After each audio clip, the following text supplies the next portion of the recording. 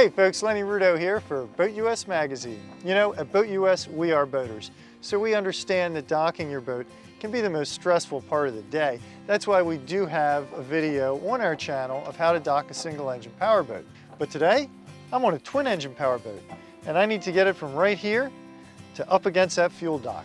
How's it gonna happen? Don't worry, it's actually really easy as long as you know these 3 simple steps. Step number 1, look at an indication of the wind and the current. Say a flag for the wind and something in the water, see how it's moving, so that you know ahead of time how that current is going to affect your boat as you bring it up to the dock.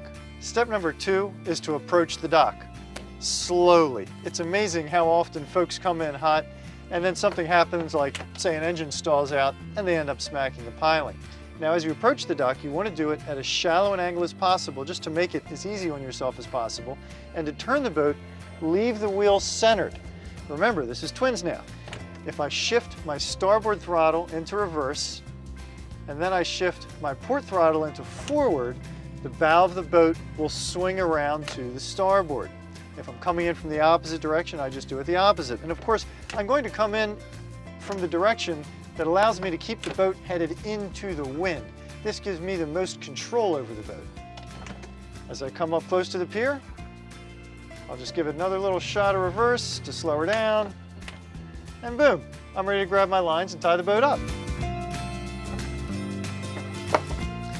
One thing I want to be sure to point out, as you're coming in, if you fend off, whatever you do, make sure no body parts get in between your boat and the piling. That's how people get hurt. Holy cow, did you see that fuel bill? I'm not sure I should have stopped in the first place.